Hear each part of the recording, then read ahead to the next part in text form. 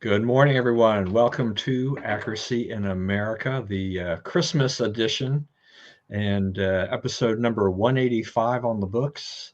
And joined today, I'm Don Irvine, joined today by co-host Brian McNichol. Hello, deplorables, dregs, despicables, chumps, Neanderthals, and of course those dog-faced pony soldiers.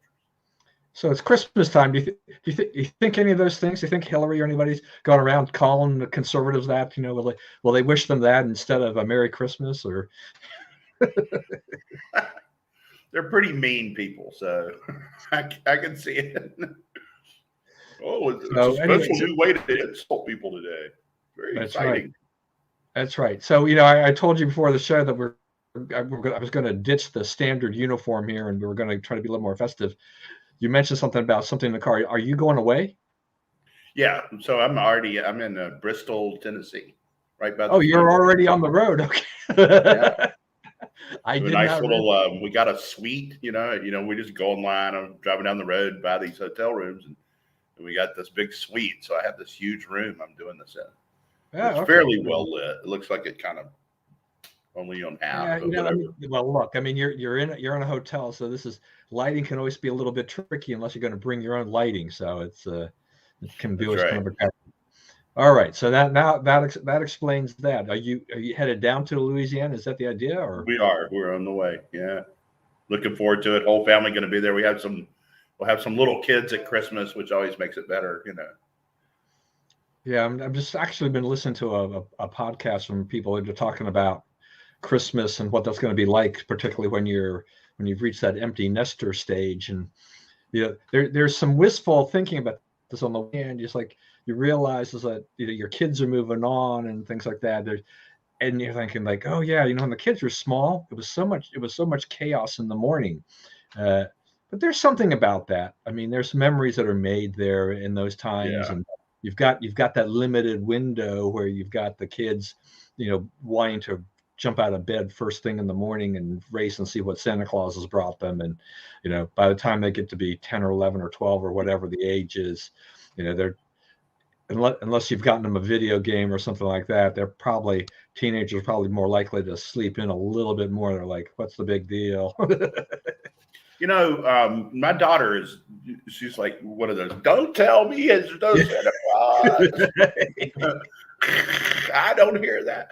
And, because she loves Christmas, and that's kind of a family thing. Like my mom loved Christmas. My sisters, we all, put a lot into Christmas and love it. And so she doesn't want that to end. She's trying to hold on to that little bit of childhood. I always thought that was pretty cool. And her brother's like, that did for her, that did for me. Yeah, no, and that's good because actually, to me, when I think about this, it's just that our society now, we still have Christmas, we still have the holidays, the New Year, all this kind of stuff that goes on at this time of the year. But it just seems that, over the last, I'm going to say decade or whatever, that, when you go to the stores, there's less of those items available.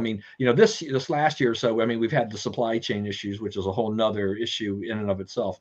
But it just seemed like, the Christmas shops, the Christmas sections of stores had shrunk, more and more so. And then we lose, when I was growing up, and probably should be for you, we had all these big department stores that had all these big Christmas areas, have all the ornaments and the trees and Christmas cards and whatnot, and that all seems to have really shrunken away to a large degree. So we see some people still being extremely festive, but then other things that are not being as festive. And I'll tell you, we've been empty nesters in a sense for years, and it gets, when you're like this, it actually is hard to say. It's like, so do we really want to bring out the tree, since we're artificial tree people? It's like, do we want to bring out the tree? It takes my wife forever to decorate that tree. She spends a lot of time, takes a lot of care to do those things.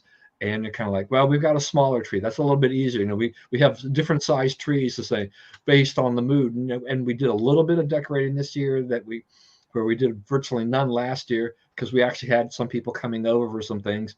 So that kind of forced us into that. But then when you're done with it, you're like, that's nice. It's nice to have a tree. It's nice to have Christmas lights outside the house and whatnot and things like that. So at least we still get a little bit of it. One of these days we're going to we'll do what you do. So, we'll hit the road or something like that and be traveling Yeah. at some point. Though we're trying to figure out what the best scenario is for us to do that. Maybe what we do is, if Spencer stays in Arizona, is that it's Christmas in Arizona. Weather's nice, right? That's right. It's a good place to be for Christmas. I don't My have to. my sister, my sisters both love it, and my little sister, that's where we're going. We're going to stay with her, and she's really into it. She has all this Christmas stuff, and we were talking to her driving down yesterday. She would say, "Well, I've got all this stuff up, but I got some things I think I want to add." So, I'm looking forward to see what she's come up with, because she comes up with something, she adds to it every year. She's a very great keeper of the traditions.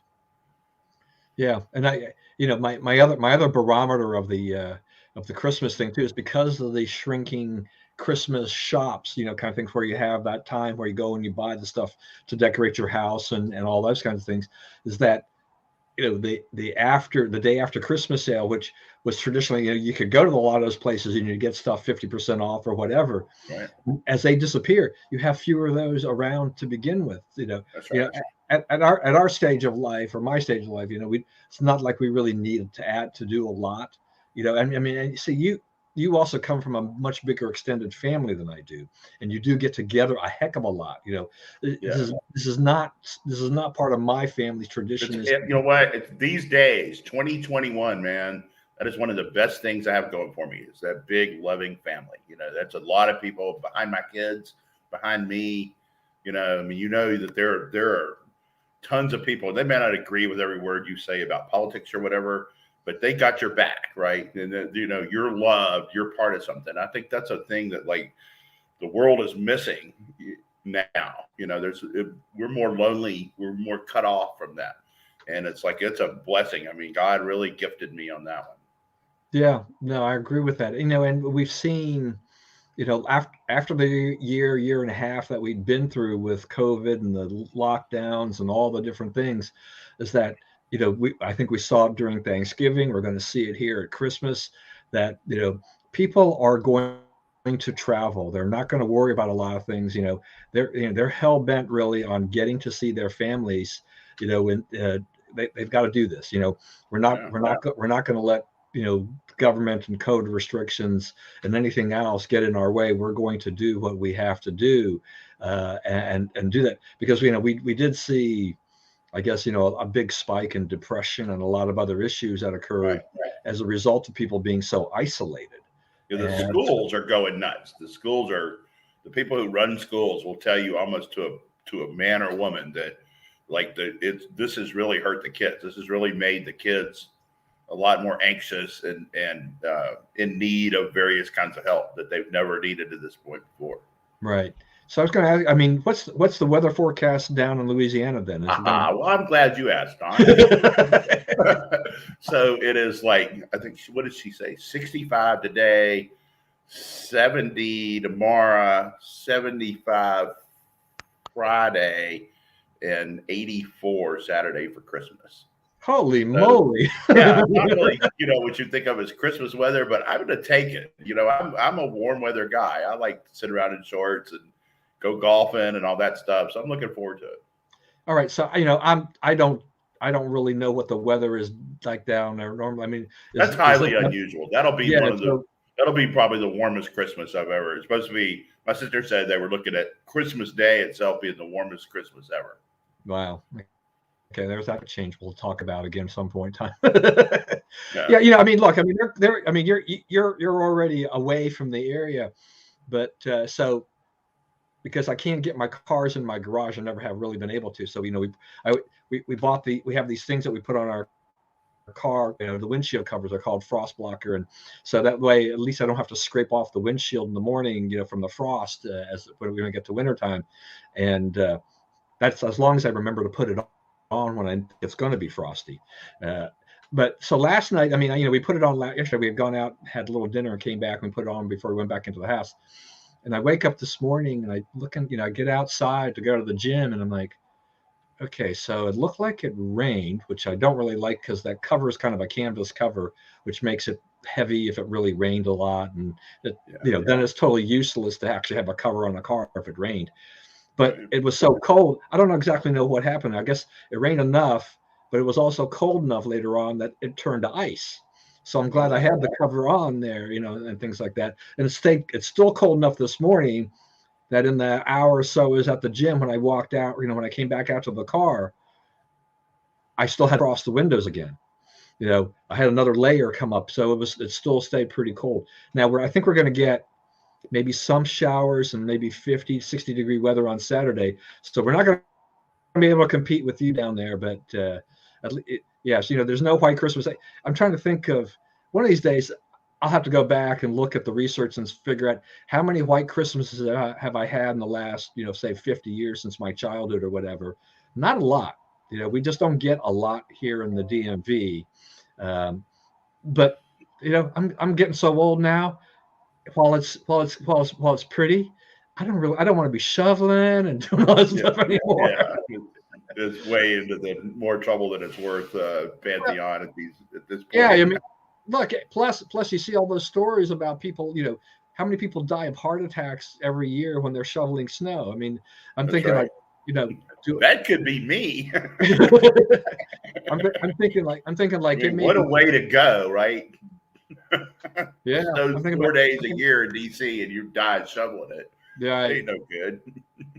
Yeah, I'm thinking maybe my next thing will have to be I'll have to buy a snow blower or something like that. After I bought my leaf blower this year, I'm like, I keep thinking, it's like, why did I wait 36 years into my marriage to do this? Yeah. Yeah, but they're totally a thing. And like I grew up, we had pecan trees and sycamore trees in our yard, which the pecan tree leaves are sticky, nasty, hard to deal with. It sticks to the rake.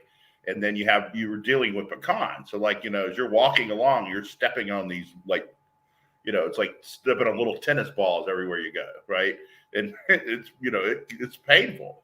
And, that's what we were raking. And man, I would have used a leaf blower big time. I remember my dad, he adopted to that technology. He moved right into leaf blower world, blowing them things everywhere. Yeah, well, I bought a fairly powerful one. I mean, it's battery operated, but years ago I bought, because I think it must have been at Costco, I guess. Things that you just buy that you don't plan on buying. Costco is great at having stuff that you're like, oh, I got to get that. It's got to be cheaper than anywhere else. So it was basically protective earmuffs, right? Mm-hmm. So I wear them when I cut the grass, and I wear them now when I use the leaf blower, because the noise from the leaf blower is so loud. And everything like that. And I'm like, yeah, this is my life. I'm old man life and doing all these things. So we will move on here, but I do say, when you mentioned pecan trees, so you now sparked one other childhood memory of mine. So my next door neighbor in the backyard, the furthest reaches of his backyard, had a massive walnut tree. And that walnut tree also, because it was so large, it also meant that it overhung our yard, which meant in that one corner of our yard, we just would get rained on by walnuts all year, during that time. We never tried to use them. I think my mother was just never sure whether or not the walnuts, exactly what to do with them. Is like, what do we do? Are they safe or whatever? Yeah, are they good? That's right. Are these the kind of walnuts that will kill you? Yeah, right. Do any walnuts kill you? That's the thing, walnut right? Expert, please weigh in. Right. I mean, and you had another neighbor who had like an apple tree and stuff like that, and you're like, we back in the 60s and 70s, we're just like, I'm not sure, whether or not we should be eating the stuff that comes off of this tree. Is it, has it been treated? Should it be treated? Yeah. Back when we thought government was on our side of these things. Right. All right. Well, that's good. So how much more of a trip do you have to get to Louisiana then? About 800 miles. 800 miles. Okay. So you could do that in a day. 14 hours. Are you going to try and make it a straight shot at that point, or? Oh yeah. Yeah, once you get the first 12 under you,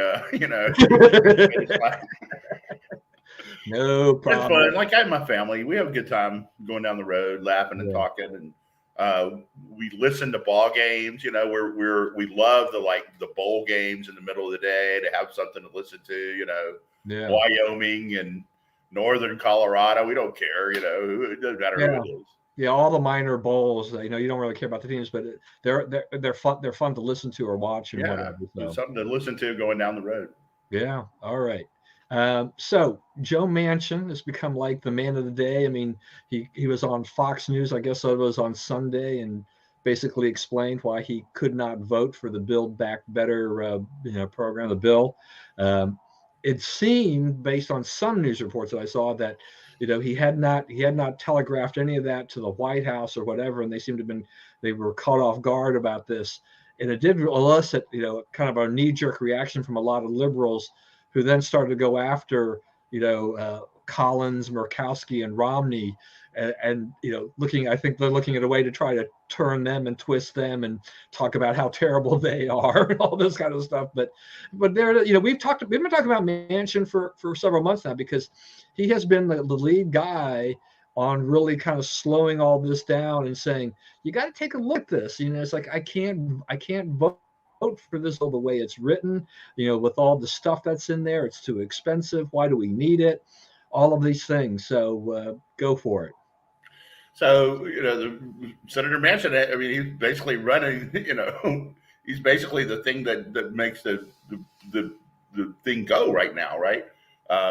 He has, I guess, the McConnell's talking to him about joining the Republicans. That would be, then they reorganize the Senate, and McConnell would be majority leader again. So it would have real implications. All the committee assignments would change. You'd have new chairs of all the Senate committees, new agenda for all the Senate committees. Still hard to get to 60 votes right now, but all the momentum would be going their way. There's also talk of him becoming an independent. I don't know that it matters what party he's in, where he sits and what he's doing right now, because what you need is that vote, and the vote's their way, right? The bill's there, and it is what it is, and so forth. But people, there's a lot of attack on him. But the thing you have to remember is Trump won West Virginia about 40 points. It won it by more than any other state. So if you're going to go in there and vote for, basically a liberal wish list of giveaways and social programs and, weird leftist ideology, that's political suicide for him. That vote's not just going to, a lot of these votes, the guys worry about, this will come up against me in the campaign, and you never really hear about it. But this one, he would hear about. He would be paying politically for this. It would be rather easy for a Republican to characterize him as out of touch with West Virginia. Unfortunately for the Democrats, one of the key pieces they thought would force him into supporting this was child care tax credits and early childhood care. And West Virginia had already taken care of that. And that's the thing about this is, like, these big federal programs, some states need them and some states don't. And, you're asking states to put up money, because most of the stuff in this Build Back Better bill, to keep the bill cheap, they said, okay, we're only going to do this for 2 years. And then after that, it's over, right? And so, we all know that, it's not going to be over. People are going to come up in 2 years and say, we can't let this expire. People depend on this. This is important to their life, right? So it will get extended, right? So we're saying, if you don't start it, you don't extend it. So the states,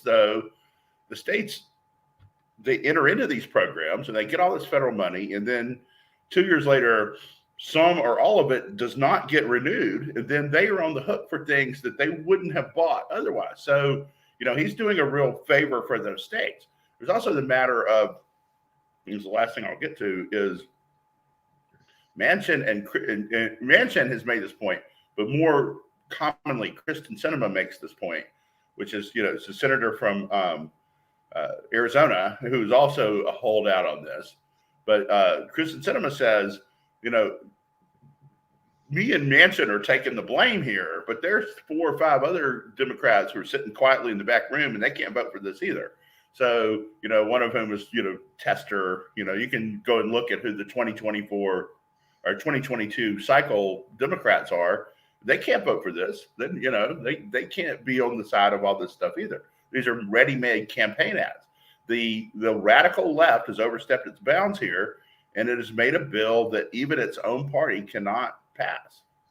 Yeah, I mean, to your point about taking these programs on, it's one. I mean, it's true.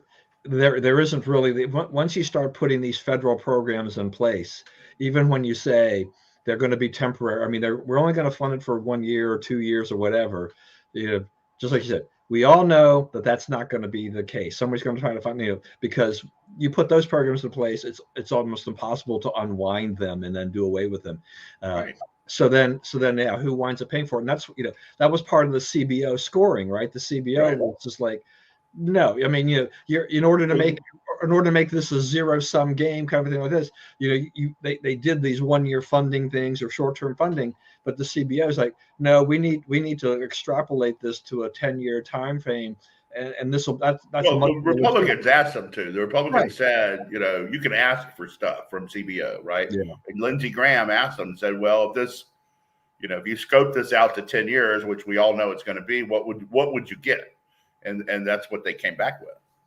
Right. And that's what angered the Democrats too, is just because it exposes them, and then they call the scoring fake. But like I think we talked about this too. It's just it always depends about they love the CBO when the CBO goes their way, but they hate the CBO if the CBO doesn't go their way. But the CBO is definitely not some conservative right wing kind of thing going on there definitely at all. Not. By any stretch of imagination. So it's kind of interesting to see that. Yeah, I mean, Manchin, he's doing the right thing. I mean, and I think he's been trying that way for a while. I mean, he understands, more so than a lot of other politicians in terms of that. I know what the electoral calculus is. I know that if I'm in a red state, I'm a Democrat, but I'm not uber liberal. So I'm lucky to, and I'm lucky to have the job, but I need to vote and hold up the interests of West Virginia to make sure that, they don't go down the toilet hole here because of some federal program that the progressive super liberals, in Congress want to go. And, going and voting for this bill, to satisfy Chuck Schumer, Nancy Pelosi, and Joe Biden. AOC. Yeah, and the other problem is, for the Manchins of the world and others, Tester and Masto and a bunch of others, is that what's that campaign ad going to look like? John Tester or Joe Manchin. They supported AOC's agenda over yours, right? And that's going to be hard. You can't overcome that, right? Because they'll have the quotes there splashed into the ad, right? And you're like, okay, well, my senator is for AOC's wild, crazy leftist agenda, and not for me. I mean, they got them in a box here. Yeah, and it's to me, it's electorally too. It's not like Nancy Pelosi, Chuck Schumer, Joe Biden, Kamala Harris, whatever, the list goes on. It's not like any of those people could campaign for them in those states and help them, right? I mean, they tried to use that power from Terry McAuliffe, who snatched defeat from the jaws of victory, right? He was way ahead, and he starts bringing in Kamala and Joe Biden, and other stuff happened in that race, but it definitely did not help him at all to have them stumping for him. Yeah, no, absolutely. So I think the Democrats have to look at a lot of those things and say, if you want to talk about momentum and the sentiment, and things like that, it's not in their favor at all. And I just saw yesterday, several more Democrats have announced that they're not going to be running in 2022, including, was it this Stephanie Murphy? Is that out of Florida? Yeah. And she was a rising star for them. I mean, they were counting on her big time for a lot of things. And, she's not going to run for re-election now, too. It's interesting because, we saw Devin Nunes, he's stepping away to run Trump's social media, True Social thing. And now I'm getting emails from Nancy Pelosi to raise money for the Democrats. So it's kind of funny. Maybe this is a leftover from the McAuliffe thing. I don't know. And but what was the headline of the email the other day was like, they're leaving in droves or something like that. So she's putting like Devin Nunes and Louis Gohmert and Mo Brooks. But while Mo Brooks is running for Senate, I mean, Gohmert's going to run. Gohmert's running for AG. Huh? Louis Gohmert's running for something else too. For AG. AG, that's right. He's going to challenge Ken Paxton, I think. So it's not, they're not retiring from Congress to retire from Congress. They're trying to, Mo Brooks wants to move up. Gohmert, right. Gohmert does too. Yeah, Gohmert. He won a statewide election, and he's in a R plus like 32 district. His district is safe. And there are, he's one of those, I guess he's had a disagreements too with Paxton and the way he's done things. So he figures he's got some popularity, he'll take him on. But the way the email is framed is like, no, I mean, they're doing other things. I mean, you could say Nunes is retiring, but he's going to go work for Trump. But the others, I think the Democrats, a lot of Democrats are retiring, are doing exactly what Republicans have done in the past, is that they look at the what's going to happen, the map, and they say, doesn't look good. We're in power now. We're going to lose power. I don't want to be around if we're going to be the minority power, particularly if we get wiped off the map. Which, I mean, there could be another, there could be 40 seats they'll lose, potentially, right? Could be more than that. And you have guys like Alvio Spiris, right, from New Jersey, and he's, what is he? This is a guy that's a pretty safe seat. He's probably not going to lose it, but I mean, you don't know after the governor almost got beat, and the guy, the state senate president of the state senate got knocked off by a guy who spent $183 on his campaign. And he was mad because they wouldn't issue him a gun permit. That's the only reason he ran. So, I mean, that's, those lightning bolts can strike now, and people understand that. And in our lifetime, Don, I'm looking at this. I'm looking at the polling. I don't know that Democrats have ever been as unpopular as they are right now. I don't know that during the height of the Reagan revolution, I mean, he won by 49 states. I don't think we have anybody who could run now and win by 49 states. Yeah. But you have, the tables are turned. So Biden has had as many days at 41% on Rasmussen as Trump has. And he's had more days at 40 and below than Trump has. He's not, and he's, less than a year into his presidency. Trump was president for 4 years. So, I mean, he's running up some bad poll numbers. He has not been as high as 44% in Rasmussen since September. And Rasmussen, and then before people say, oh, well, they're conservative and they're down on the liberals, while he's having them at 40 or 41, a lot of these other people are having them in the mid 30s, right? They've actually been pretty steady in how they've assessed Biden, according, compared to other pollsters. So, the generic congressional ballot is the most pro-Republican it's ever been. It's never been as it's like plus 11 or something. We've never seen numbers like that. And, when they do that poll is tilted Republican. Democrat. The sample is tilted Democrat. So, I mean, they've got stuff going against them. They've got, when you have Long Island people getting wiped out in special elections, I mean, those are 5 alarm bells going off at DNC. Yeah, no, I mean, I think there's I was going to ask you too, because you mentioned the thing we had there about, how McConnell is kind of making some intonations towards Manchin about joining the GOP. I mean, what do you place the odds at? 25%, 30%, 10%, That he joined GOP? Yeah. Low, very low, 9, 10%. Yeah. I don't really see him doing it. Now, what if the what if the the Republicans wind up with I want to make a point though about that before you go on, because it's not because the bill they're asking him to vote for is especially crazy. It's not that he's like, falling into the Republican camp. Right. He's what he is. He keeps voting for all their radical judge nominees. They've confirmed 40 judges, the same amount as Reagan in the first year.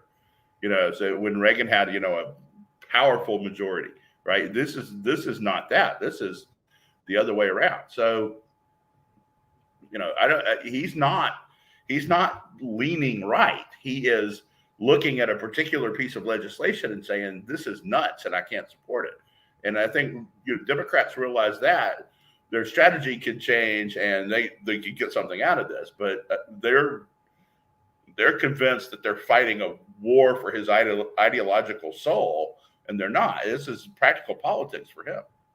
Yeah, that's very true. I mean, this is the thing. Joe Manchin is not out there saying the Democrat Party has left me. Okay, he still believes a lot of what the Democrats do. This bill is so far out there that he said, I have to draw the line here. It's like, I may be a Democrat, but that is ridiculous. Yeah, this is nuts. We can't do this. Yeah, we can't go that way. I would be doing a disservice to West Virginians as well as America if I vote for that bill. And and right. I mean, and you're right too about what you said about Manchin, Cinnamon, and Tester and the others, because there are others out there that don't do. Manchin is basically he's the guy that they focus on. And they spend a little bit of time on Cinema, but between the two of them, they provide cover for the other Democrats that are like, I really don't like this, but they don't have to make a big stink about this because they got the other ones fighting the fight for them right now. That's right. I mean, wasn't there a report like AP something they were saying that it was like one person is holding up this bill, but what you just said underscores the fact that how bad how wrong they were. It's not one. I mean, if Manchin, I still think that some of the others might pipe up and say, okay, look, if they somehow buy Manchin off, maybe somebody else steps up still. There are others that are not happy with this. And I am not convinced that just if they convince Manchin, whether or not somebody else wouldn't step up and say, no, I'm gonna be the standard bearer for this because we can't go there. This is just bad. It also changes the shape of the effort to convince Manchin, right? If you're also, if you're thinking, we can just get him over the line, we win, your strategy is different than if you say, we get him over the line, we still have to deal with this guy, right? You can't push all your chips in the pile for Manchin, because what if some thing you do to please Manchin angers Tester or Cinema or Masto or any of those guys, right? See, it's a different, it's a complicated thing. Right, and the same thing too is that if the White House promises Manchin all these things for a vote, then you've got Cinema, and Tester and Masto, and they're saying like, okay, well, you just gave him all this. I want this.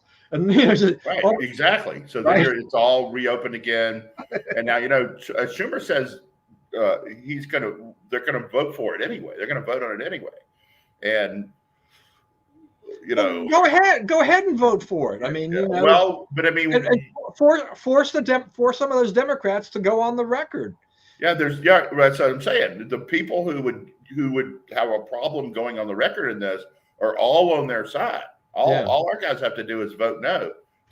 That's what your voters expect. That's what you were sent to Washington to do, is to vote against stuff like this. This is, you ask 100 Republicans, 99 will say, this is the very kind of bill we sent you there to oppose, right? This is what you're doing there. So, unless he has some hat he can pull out of the back or whatever, I don't know.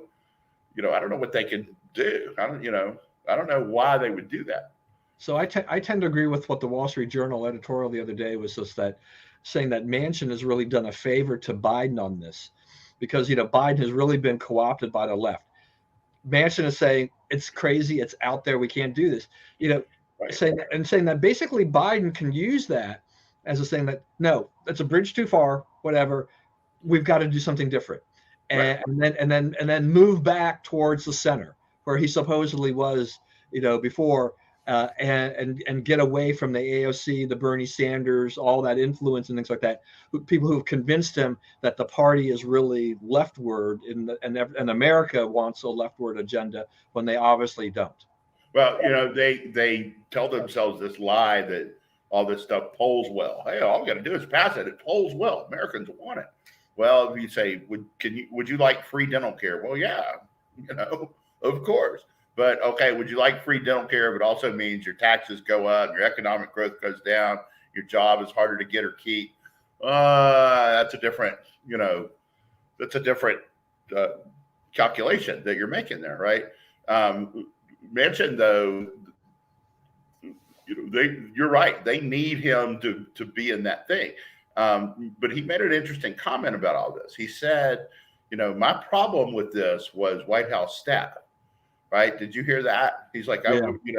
I didn't feel like, I was negotiating with people who were negotiating in good faith, and they kept adding stuff and demanding stuff and being jerks about stuff. And that's why, that he was against it and so forth. So, I don't know, so what that tells me is, to what you just said, the people who are working in the White House, Domestic Policy Council, and those people are hardcore leftists, radical leftist Marxists.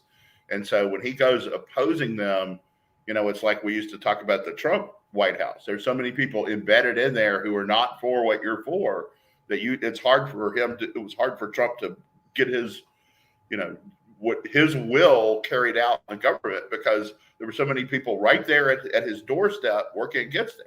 So now Biden has, they're not working against him in the sense that they were working against Trump, but they're working for an agenda that does not serve him well. And that, the farther down that path they go, the worse they're going to fall behind. All political movements, they get to the point where they get in power and they're like, if we just press the accelerator down, now is the time, and we can get all our stuff, and people will realize how good it is and how smart we were for doing it, and then we'll get elected forever. And then you start, your big entree is this, this bill, because really the infrastructure, you're going to get an infrastructure bill in this administration, right? Pretty much because of the momentum created for it by the last administration. Trump kept saying there's going to be an infrastructure week. There's the bridge in Memphis, the bridge in Minneapolis, all kinds of bridge and road and water and waterworks problems, port problems, and things that, Americans can see the need for narrowly tailored, focused infrastructure legislation. So when you got something that you could reasonably call narrowly tailored, focused infrastructure legislation, it passed, and it passed with Republican support, which, people think that's a disaster, but it's really not. And will the money end up going for what it's going to? Some will, some won't. We all know that, right? But that's true of anything that ever passes in Washington. But the point is, you need the infrastructure. Now you're talking about a bunch of things we don't need. We don't need, big subsidies for green energy. We don't need for the government to be the ones to build out electric charging stations for cars. We don't need an overhaul of election laws. If anything, we need elections to be, geared toward fairness and not, millions of people stuffing ballot boxes and, in private and unaccounted for voting and so forth. You Republicans Democrats need to understand that, you got away with this in 2020, but if you want people to have confidence in elections and let the people who win the elections rule, you need to start playing fair. And that's not what they did. And they know they didn't, they know they got away with it. But anyway, so the point is, this is actually, a moment of reckoning for Democrats. They need to decide, are we the party of AOC, or are we a party that can still fit in the mainstream of America? Yeah. All right. We're going to move on here to Omicron, however you want to pronounce it. Kodachrome. I don't know, But I kept thinking about this. I kept thinking about Paul saying maybe somebody can make a parody of Omicron and Kodachrome or something. I don't know. But so that's that. I'm going to work with that today. Okay. Omicron. Yeah, I think I got the right guy. That's right. All right. Rest of the world looking at me. So this variant now is the top variant. Something like 73% of the cases they're reported out there. What, a week and a half? Yeah, It's transmissible.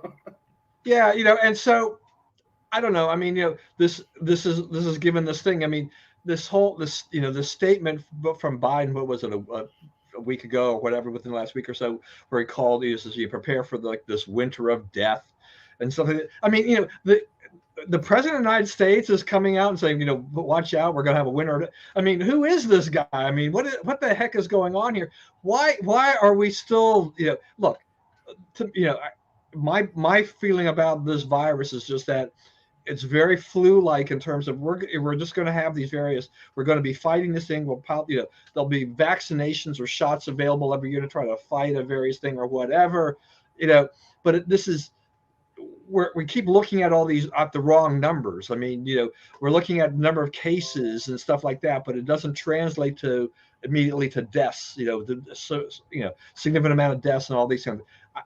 I hate to see anybody die at all, but I don't know, the government, the president, these people, they're blowing this thing out of proportion, and once again, we're seeing this fear spreading throughout America and throughout the world. Right. So the thing about the Omicron variant, the good thing about it is it appears to be extremely mild, right? It's a day or two of being slightly under the weather, and then you're back at it. But we have freaked out to a level of that this is some kind of black plague, right? The freak out has been as comprehensive as the original freak out.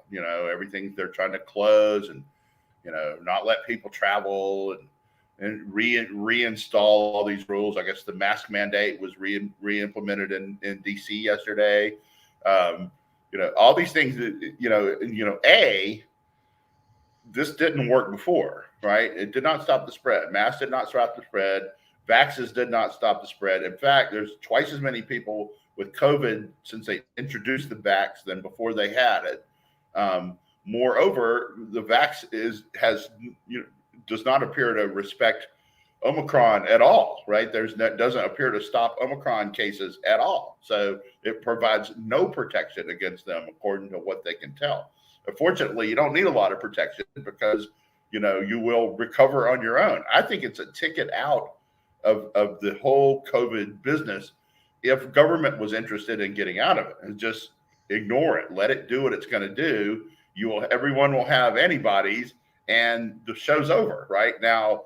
So there's a lot of moneyed interest who that would not be a good outcome for them, but the rest of the world, that would be a very good outcome. We could just ignore this going forward. And I think that's, there are a lot of people looking at this and saying, why are we rejecting that, that alternative? Why do we going back into the strategies that have not produced any success in this at all? You got to remember, public health community, they've gotten every step of this wrong. They've misidentified it. They came up with the wrong response. They have, remember that their first thing is, man, we need ventilators. We need all the ventilators we can get, right?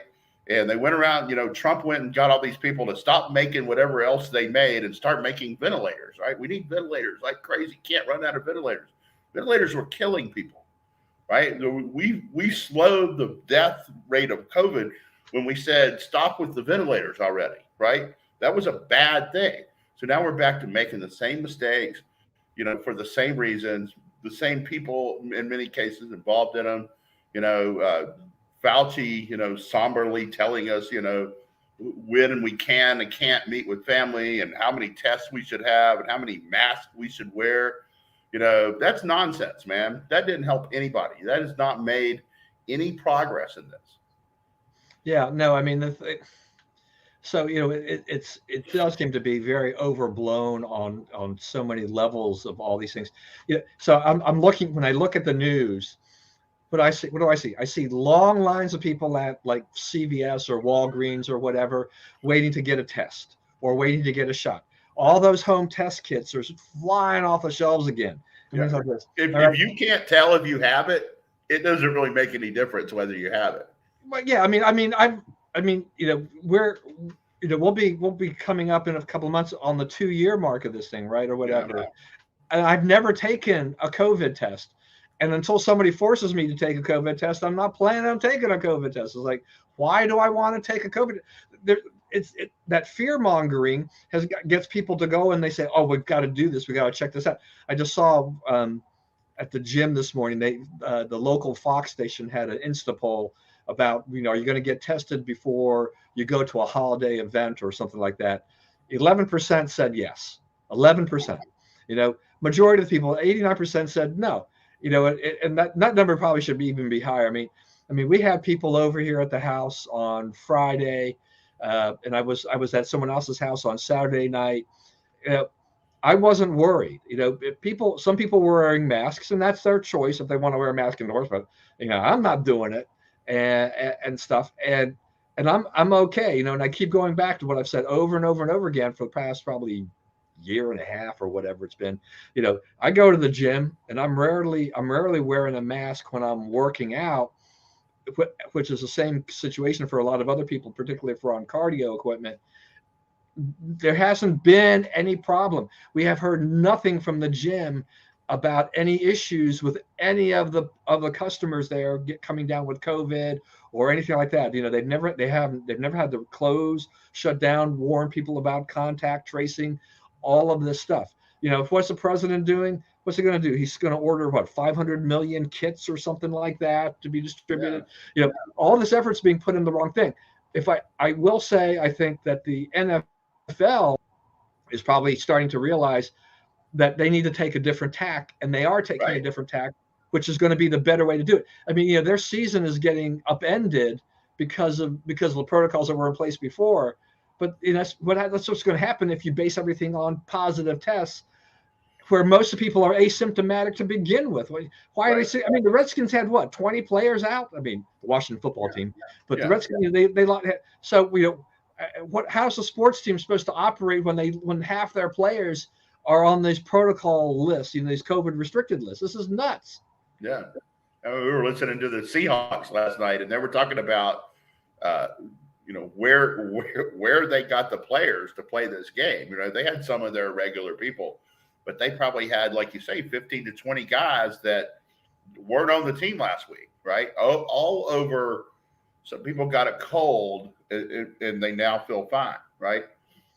And it doesn't matter if you give it to others because it's a cold and they'll feel fine, right? You got to let go of the fact that this is a death sentence, right? It's a death sentence for about one in every 900 people who get it. If that's you, that's unfortunate. But, we can't run, we don't run the country like this to avoid any other 1 in 900 risk, right? The risk of if you go out driving at any given time that you will have a car wreck is about 1 in 1,100, right? And we're out there. It's actually a little less than that. So, we're out there driving every day. We're taking that 1 in 1,100, 1 in 1077 or some kind of random number like that, right? We go take that risk without thinking about it every single day. So let's go take this risk without thinking about it every single day, because that's what makes sense. This is, what we're doing now is hurting people, costing, draining America of wealth and credit and strength in all kinds of ways. And it's not necessary. It is being done by people who do not have our best interests in heart. Yeah. I mean, there was a guy I met at the gym. He's been going for a while. So he introduced himself the other day for the first time ever. Right. And he was so now he's going to be, now we have another guy that I kind of know a little bit. And he was saying the other day, he had a friend of his who had, thought he had COVID, but it was the flu, so, the knee jerk reaction right now is when you get sick is that people think they've got COVID.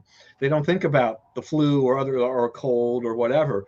And people look at other people thinking they see somebody coughing. They're like, oh my gosh, stay away.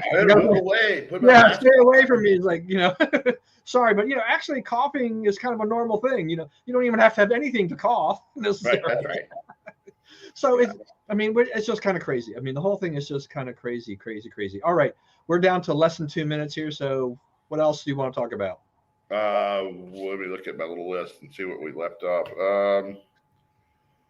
The Biden economic numbers, I think, is the I mean, they've done everything wrong you could do. It's wonder why people could hold that against them. Something like 40% of the money that is in circulation right now was not in circulation when Biden took office. I mean, they're just printing money like crazy. That's where your inflation comes from. The Fed's now talking about 4 tightenings of credit next year. What's that going to do? It won't be good for the economy. You're getting these cliffs in the markets, because they're spooked about all these things. This misinformation is becoming really expensive, and that's part of why you get the gyrations in the stock market and so forth. Is people think, oh, Omicron, we're all going to die. Well, why do you think you're all going to die? Because mainstream leftist media has misled you into thinking it. Yeah. I mean, look, 800,000 deaths is nothing to sneeze at on the one hand, but as a percentage of our overall U.S. population, it's extremely small. So this is still a third of what they predicted, right? They predicted 2.5 million. It's not wiping out America, right? No, this is not this is not something that is just killing people, right? And also, all the people who died of flu every year, which was about 600,000, that's disappeared, right? There's like 4 people in 2021. There's about 4 or 5 people in the country who were listed as dying of the flu, right? Which that's usually about 400 to 600,000 people. So where did all the flu victims go?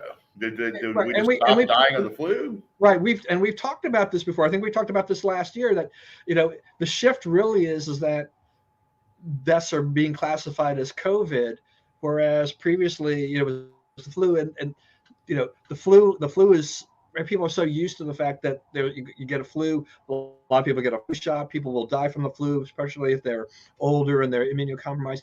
A lot of the same factors that feed into COVID deaths. Yeah, in Canada, they say that the Omicron value for the Omicron variant, you are more likely to get it if you're vaccinated. Yeah. So who knows? Puts you in worse shape. Basically, life is a risk. Okay, there's virtually there are not a lot of riskless things in life if you actually want to live a normal life, or what I would consider.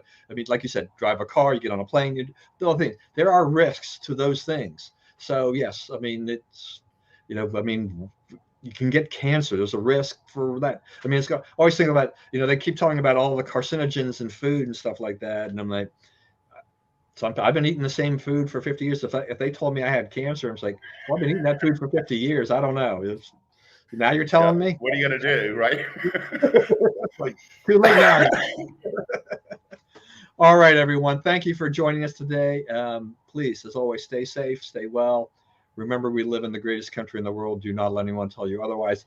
And have a very, very Merry Christmas, everyone, particularly Brian, to you. Have safe travels as you get down to Louisiana. And we'll reconnoiter next week, I guess. When are you coming back to town? I'll be on the way next Wednesday. I'll be coming from some other remote locale. Okay. We'll find out next week. We'll see I'll let you know what I know. Okay. Merry Christmas to you and your family and everyone along the way who watches us and supports our show. Appreciate it, everyone. So have a very Merry Christmas again, and we'll see you again next week.